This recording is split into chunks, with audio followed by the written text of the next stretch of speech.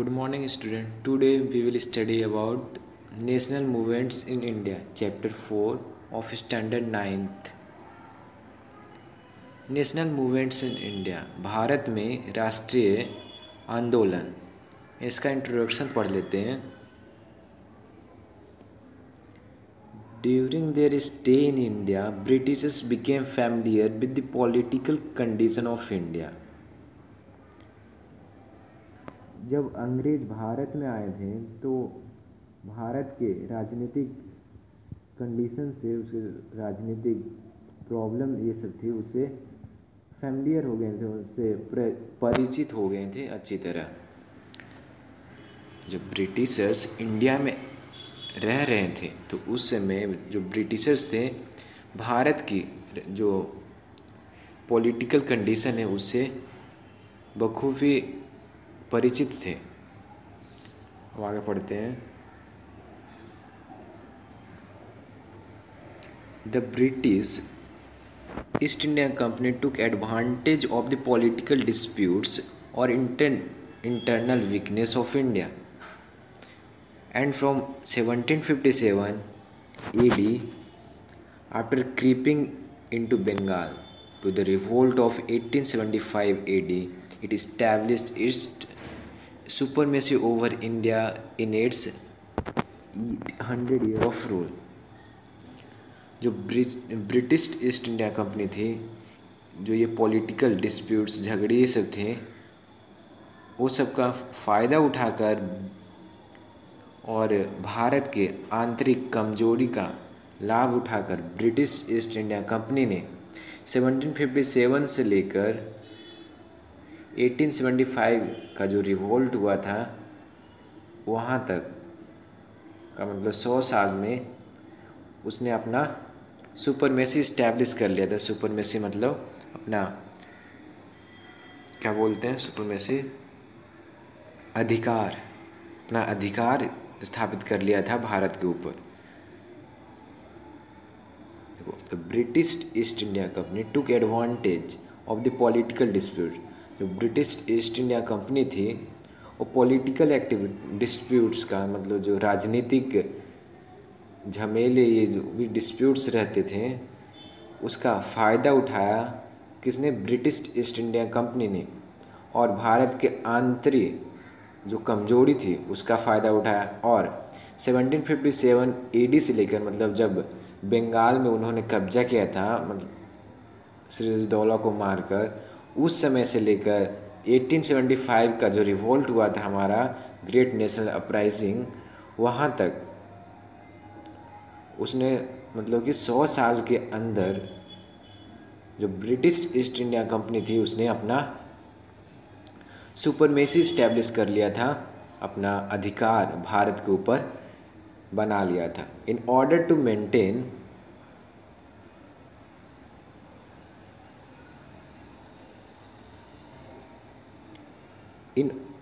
maintain this supremacy, the English gradually developed a strong administrative structure in the country। और इस अधिकार को बनाए रखने के लिए जो अंग्रेज थे धीरे धीरे एक स्ट्रॉन्ग एडमिनिस्ट्रेटिव स्ट्रक्चर बना दिए कंट्री में, मतलब इंडिया में एक प्रशासनिक स्ट्रक्चर, मतलब कि एक ढांचा बना दें कि इस तरह से अब काम होगा। और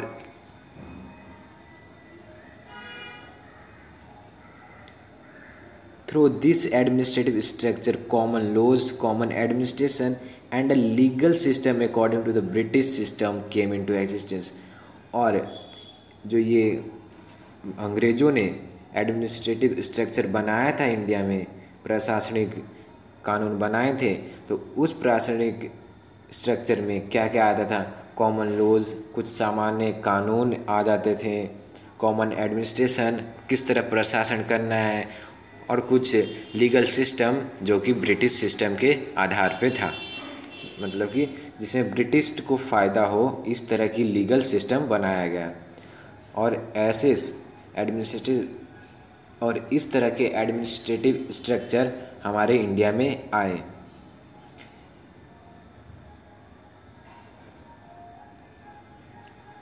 Yet the English residing in India established such laws and administration that England would get more benefits. At the coast of India, they made England prosperous and exploited India the most. हालांकि जो अंग्रेज़ थे भारत में ही रह रहे थे, फिर भी उन्होंने इस तरह के कानून और प्रशासन बनाया जिससे इंडिया को नहीं, इंग्लैंड को ज़्यादा फ़ायदा हो। और भारत के नोक पे, at the coast of India, मतलब कि भारत के नोक पे उन्होंने इंग्लैंड को प्रोस्पेरस बनाया, मतलब उन्नति कराई इंग्लैंड को, और भारत का शोषण किया सबसे ज़्यादा, मतलब भारत का इस्तेमाल करके इंग्लैंड को उन्नत किया, प्रोस्पेरस बनाया। So now we go to the next topic, the Great National Uprising of 1857.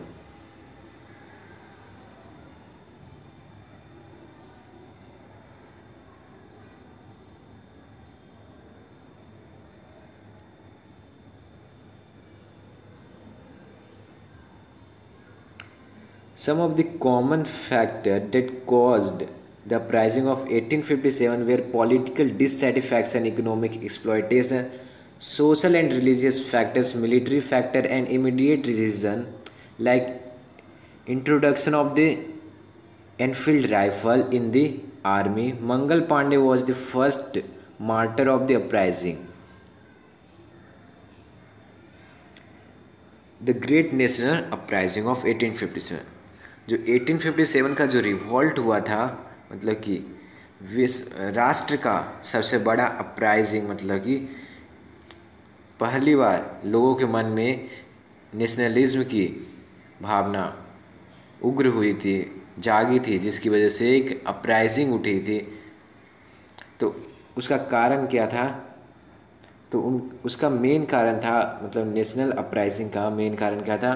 Political dissatisfaction, जो राजनीतिक डिससेटिस्फैक्शन था, असंतुष्टि, पॉलिटिक्स की वजह से असंतुष्टि जो महसूस हो रही थी, उसकी वजह, वह एक कारण था किसका? नेशनल अपराइजिंग का। और इकोनॉमिक एक्सप्लॉयटेशन, जो सामाजिक शोषण हो रही थी, लोगों का फ़ायदा लिया जा रहा था। सोशल एंड रिलीजियस फैक्टर, सामाजिक और धार्मिक, समाज और धर्म से रिलेटेड कुछ फैक्टर्स थे। मिलिट्री फैक्टर्स और आर्मी, ये सब का फैक्टर्स था। इमीडिएट रीज़न, और कुछ हाल में ही जो रीज़न आए, कारण थे, जैसे कि एनफील्ड राइफल उस समय आर्मी में इंट्रोड्यूस किया गया था, जो कि काऊ एंड पिग से बना हुआ रहता था, जिसके लिए, जैसे कि काऊ हिंदू के लिए ठीक नहीं था और पिग मुस्लिम के लिए ठीक नहीं था। सो ये सब की वजह से एक लोगों के बीच में नेशनलिज्म की अपराइजिंग हुई। सो इसकी वजह से पहली बार 1857 में ग्रेट नेशनल अपराइजिंग हुआ।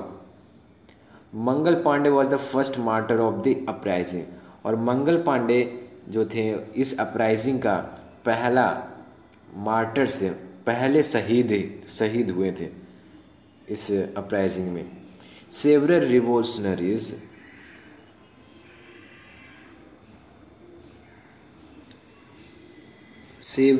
Revolutionaries like Nana Saheb Tatia, Tope, Rajkumar Singh, Rani Lakshmibai, Bahadur Shah Zafar etcetera took part in it. और भी बहुत सारे रिवोल्यूशनरीज थे, मतलब बहुत सारे और भी क्रांतिकारी थे, जैसे कि नाना साहेब हो गए, तात्या टोप हो गए, राजकुमार सिंह हो गए, रानी लक्ष्मीबाई हो गए, बहादुर शाह जाफर, ऐसे कितने इस अपराइजिंग ने, जो ग्रेट नेशनल अपराइजिंग है 1857 का, उसमें भाग लिया था। इतने सारे जो भी ये नाना साहब टाटिया ये सब हैं, इन्होंने इस अपराइजिंग में भाग लिया था।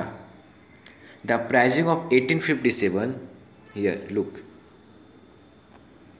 The uprising of 1857 produced many effects, among which are the end of the company rule in India and the rule of British Crown ruled by Queen Victoria. Change in administrative, military, social, religious policy.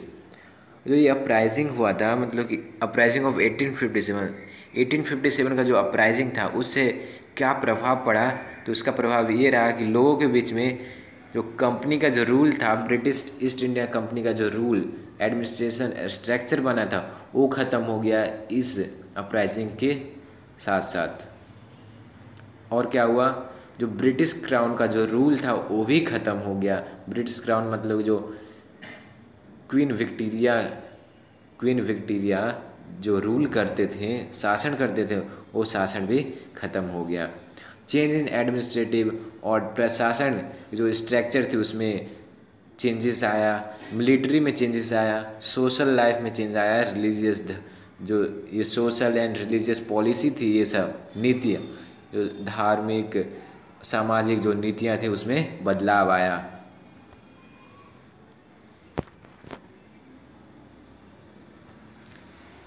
The reason responsible for the failure of the 1857 uprising are the beginning of the uprising before the planned time, lack of central insufficient and unsophisticated weapons, importance of self-centered interest, then nationalism amongst revolutionaries, lack of suitable and organized leadership, etc. देखो 1857 का जो uprising था वो असफल क्यों हुआ, अपना जो जिसके लिए ये अपराइजिंग हुई थी वो सफल क्यों ना हो पाया। उसकी कारण ये थी कि वो जो टाइम हमें प्लान किए थे कि इस टाइम को हम अपराइजिंग करेंगे, उस टाइम से पहले ही हमने चालू कर दिया था, हमने नहीं मतलब कि उन्होंने चालू कर दिया था अपराइजिंग, जिसकी वजह से वो फेलियर रहा, मतलब कि पूरी अच्छी तरह वो काम नहीं कर पाया। उसकी कमी क्या थी, मतलब कि वो टाइम से पहले ही स्टार्ट हो गया था और जिसकी वजह से उनमें लीडरशिप का लेक था, सेंट्रल लीडरशिप, मतलब सारे लीडर्स एकजुट नहीं हुए थे। इनसफिशिएंट एंड अनसोफिस्टिकेटेड वेपन्स, मतलब कि काफ़ी मात्रा में वेपन्स भी नहीं थे। और importance of self centre interest than nationalism amongst revolutionaries, और जो क्रांतिकारी थे उनमें राष्ट्रवादी के प्रति खुद की एक इंटरेस्ट नहीं था पूरी अच्छी तरह। Importance of self centre interest than nationalism amongst revolutionaries, इसका मतलब हुआ जो इम्पोर्टेंस था कि मतलब कि इसके लिए क्या ज़रूरी था, जो ये नेशनल अपराइजिंग हुई थी उसमें सबसे ज़रूरी था जो राष्ट्रवादी की भावना क्रांतिकारियों में होनी चाहिए, उसकी रुचि, तो उस चीज़ की कमी थी। Lack of suitable and organised leaders, और जो उनके जो नेता थे वो भी पूरी तरह ऑर्गेनाइज्ड नहीं थे और सुटेबल, क्योंकि उसके लायक नहीं थे। ये इतने सारे फैक्टर्स ये जो नेशनल अपराइजिंग है उसका फेलियर होने का कारण है। The reason responsible for the failure of 1857 जो अपराइजिंग उसका फेलियर होने का कारण क्या है, तो क्योंकि वो टाइम से पहले ही स्टार्ट हो गया था, ये एक कारण हुआ। लेक ऑफ सेंट्रल लीडरशिप, सारे लीडर्स एक साथ जुट होकर नहीं लड़े थे, इसकी वजह से हो गया। इनसफिशिएंट एंड अनसोफिस्टिकेटेड वेपन्स, काफ़ी मात्रा में वेपन्स नहीं थे। Importance of self centred interest than nationalism amongst revolution, और क्रांतिकारियों में राष्ट्रवादी की भावना पूरी तरह से नहीं थी। Lack of suitable and organised leadership, और जो वहाँ के जो लीडर्स थे वो लीडर्स सुटेबल योग्य नहीं थे और योग्यता की कमी थी उनमें। लीडरशिप जो थे उनमें योग्यता, उस चीज़ की योग्यता नहीं थी, इस चीज़ की कमी की वजह से ये जो अपराइजिंग है वो फेलियर साबित हुई। अब हम अगले टॉपिक पे चलते हैं, boycott. Boycott and indigenous movement. Boycott यानी बहिष्कार करना, इंडिजिनस मूवमेंट मतलब कि स्वदेशी आंदोलन, इंडिया के प्रोडक्ट का यूज़ करना है ऐसा।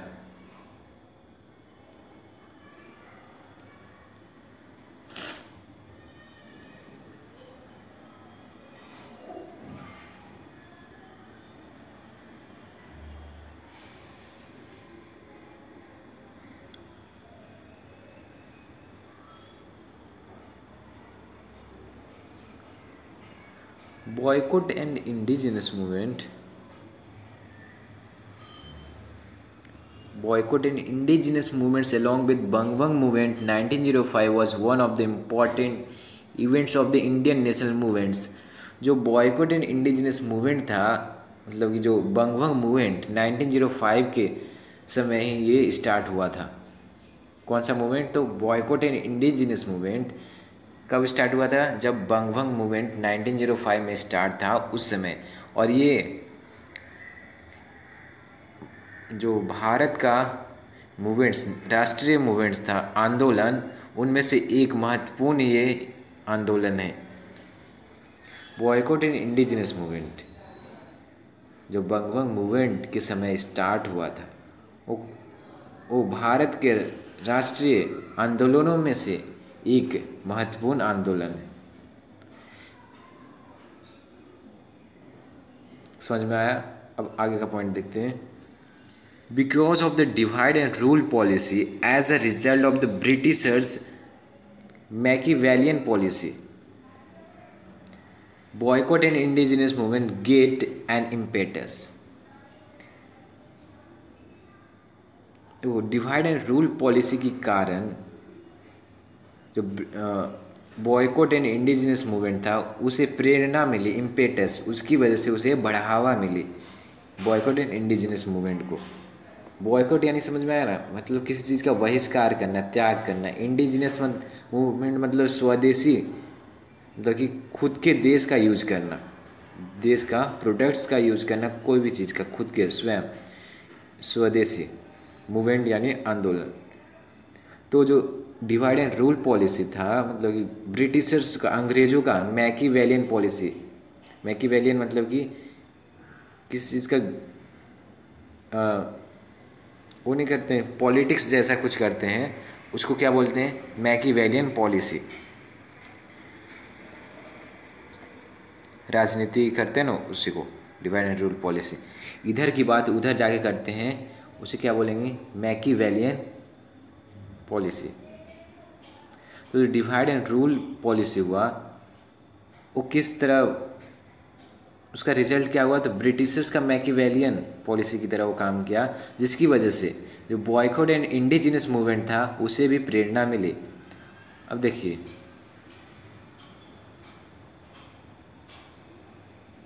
Bengal was a big provision at the time of British rule, which included the present day Bengal, Bihar and Odisha। जो बंगाल है वो ब्रिटिश रूल के समय, अंग्रेज़ों के शासन, जो अंग्रेज जब राज कर रहे थे तो उस समय पे बंगाल एक बड़ा प्रोविंस हुआ करता था, बड़ा क्षेत्र हुआ करता था, जो कि अभी प्रेजेंट डे के समय, अभी का बात करें तो उस समय के बंगाल में क्या था? बंगाल भी था, बिहार और ओडिशा, ये तीनों उस समय बंगाल में ही आते थे, पर अभी हाल ये तीनों अलग अलग हो गए हैं। देखो, which include the present day Bengal, Bihar and Odisha, जो कि अभी बंगाल, बिहार और ओडिशा है। और पहले ये पूरा क्या था? पूरा का पूरा एक बंगाल था, जो कि एक बड़ा क्षेत्र था अंग्रेज़ों के समय पे।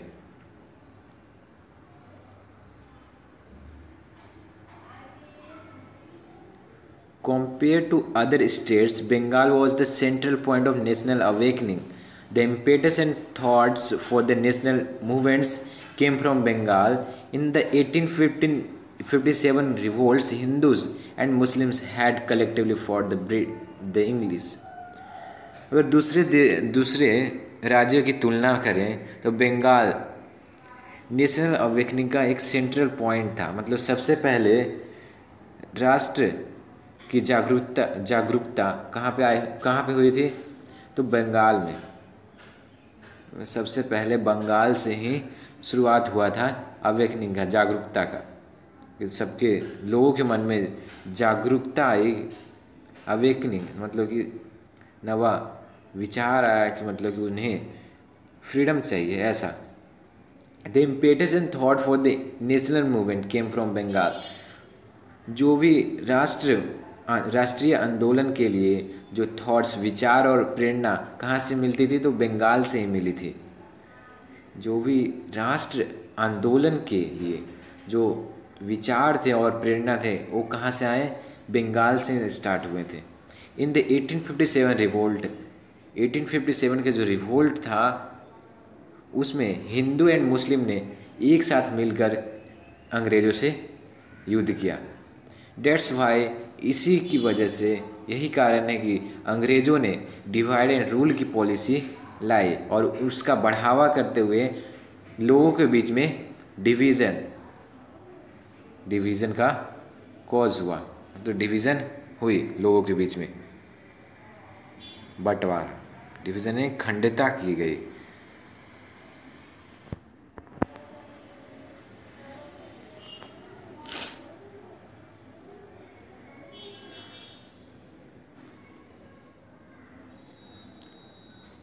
Viceroy Curzon from 1899 to 1905 divided the West Bengal provision into East Bengal and West Bengal in the name of bringing about administrative efficiency। जो वाइसरॉय कर्जन था, मतलब कि कब से 1899 से लेकर 1905 तक वो रहा। उसने जो वेस्ट बंगाल, जो उतनी बड़ी जो बंगाल थी, बंगाल का जो क्षेत्र था उसे दो हिस्सों में बांट दिया, एक ईस्ट बंगाल में और एक दूसरा वेस्ट बंगाल में। एडमिनिस्ट्रेटिव एफिशिएंसी के नाम पे, मतलब कि प्रशासन में कुछ अच्छी सुधार लाने के नाम पे उसने बंगाल को, जो बड़ी बंगाल थी, बड़ा सा जो क्षेत्र में बंगाल था उसे दो हिस्सों में बांट दिया। किसके नाम पे, तो प्रशासन का कुछ सुधार के नाम पे उसे दो हिस्सों में बांट दिया, East Bengal and West Bengal.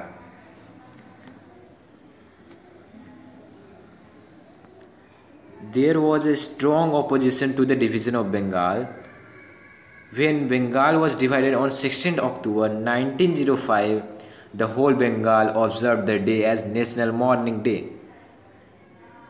बल्कि जो एक स्ट्रॉन्ग ऑपोजिशन थी, मतलब कि जो बंगाल का डिवीज़न हो रहा था, बंगाल का बंटवारा हो रहा था, बांटा जा रहा था बंगाल को, तो वहाँ पे एक स्ट्रॉन्ग ऑपोजिशन, बहुत ही विरोध हुआ था, फिर भी बंगाल को बांट दिया गया। 16 अक्टूबर 1905 को बंगाल को बांट दिया गया। एक स्ट्रॉन्ग ऑपोजिशन होने के बाद भी बंगाल को बांट दिया गया, जिसकी वजह से पूरा जो बंगाल था वो इस दिन को नेशनल मॉर्निंग डे के रूप में देखता है, दुखी इसे मानता है। मतलब इस डे को 16 अक्टूबर 1905 को पूरा बंगाल इस डे को क्या मानता है, national mourning day. Understand? Now go to the next point.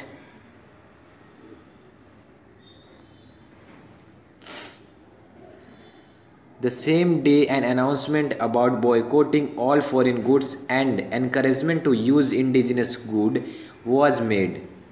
और इसी दिन 16 अक्टूबर को ही एक अनाउंसमेंट, एक घोषणा की गई कि फॉरेन गुड्स का बॉयकॉटिंग करना है, उसका बहिष्कार करना है। जो भी विदेशी सामान चीज़ें हैं उसे हमें यूज़ नहीं करना है, ऐसा अनाउंसमेंट आया।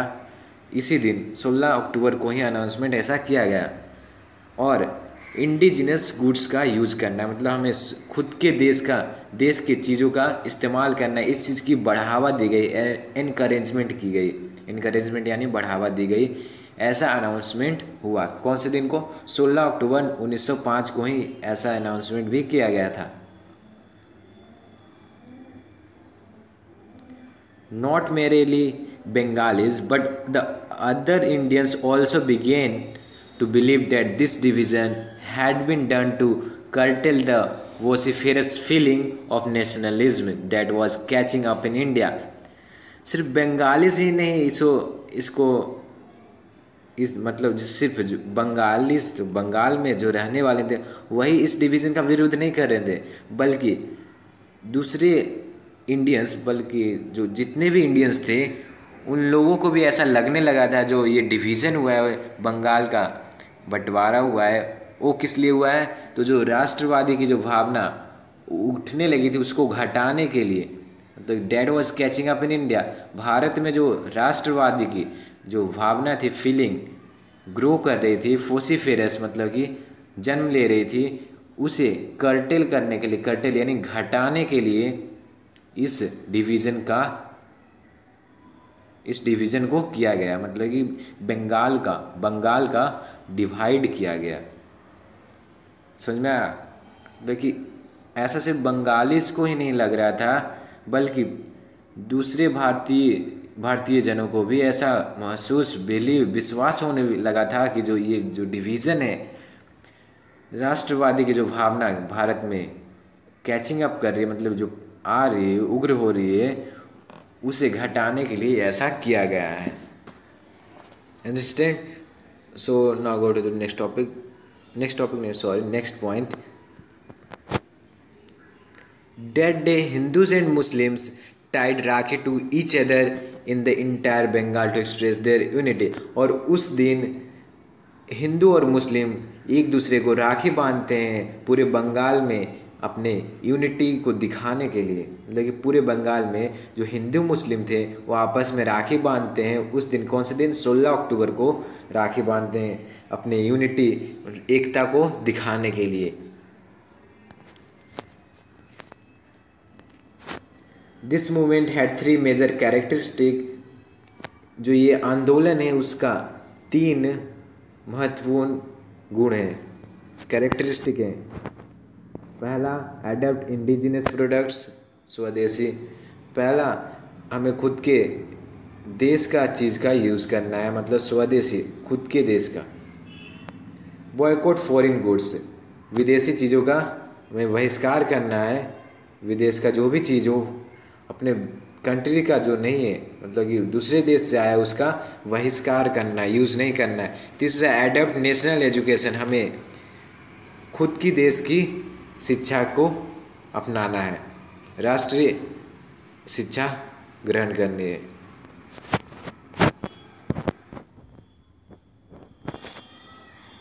India benefited a lot due to this Swadeshi movement, while the English industry was badly affected due to the boycott of foreign goods। Bharat को इस स्वदेशी मूवमेंट के कारण बहुत ही फ़ायदा हुआ, बल्कि भारत को इस स्वदेशी मूवमेंट की वजह से बहुत ही फ़ायदा हुआ, बेनिफिट्स हुआ, जबकि जो इंग्लिश इंडस्ट्री थे, अंग्रेज़ों का जो इंडस्ट्री था, उसे बहुत ही बुरा प्रभाव पड़ा, बैडली अफेक्टेड, मतलब कि बहुत ही बुरा प्रभाव पड़ा। क्यों पड़ा? क्योंकि जो उनका फॉरेन गुड्स था, विदेशी सामान थी, उसे बहिष्कार किया जा रहा था, इसकी वजह से उन्हें बुरा प्रभाव पड़ा।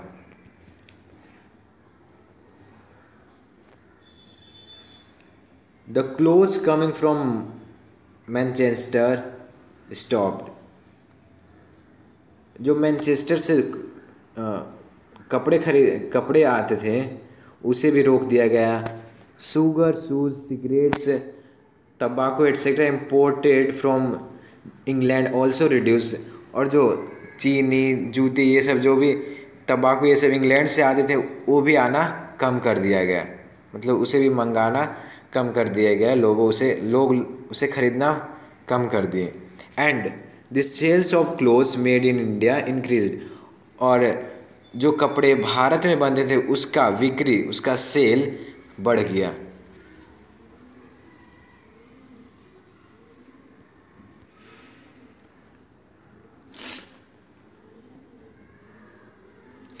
Factories for making indigenous goods were started. और स्वदेशी चीज़ों को बनाने के लिए फैक्ट्रीज स्टार्ट किया गया। The effects of the movement was felt in other provinces of India like Punjab, Uttar Pradesh, Madhya Pradesh, Mumbai, Madras, etc. beside Bengal. और जी इस आंदोलन का प्रभाव भारत के दूसरे क्षेत्र में भी महसूस होने लगा, जैसे कि पंजाब हो गया, उत्तर प्रदेश, मध्य प्रदेश, मुंबई और मद्रास, जो भी ये बंगाल के साइड हैं, वो सबको इस आंदोलन के प्रभाव जो भी इफेक्ट था उसे महसूस होने लगा।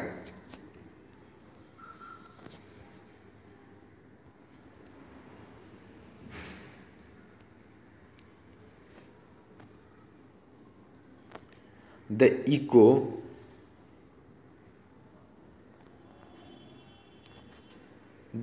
of the swadeshi movement was felt in Gujarat too. और जो स्वदेशी मूवमेंट का जो इको था, मतलब उसके इफेक्ट्स गुजरात में भी महसूस हुए, मतलब उस स्वदेशी मूवमेंट का फॉलो गुजरात में भी होने लगा। The echo of the movement was felt strongly in the British Parliament and just within 6 years, 1911, the division of Bengal was scrapped after rethinking by the Parliament.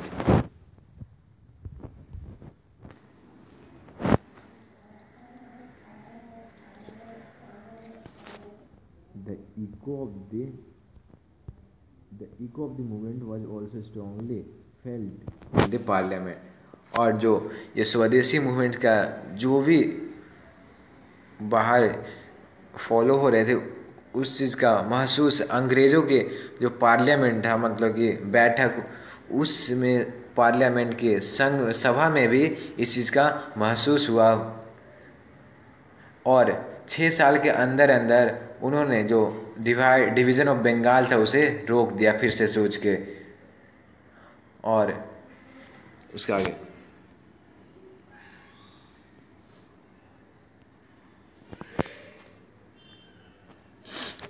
This was a memorial victory by the Indians. और ये भारतीयों का यादगार जीत थी। कैसे जीत? तो अ victory of relentless United efforts, एक ऐसी जीत जो एकजुट होकर लड़ी गई थी, रिलेंटलेस।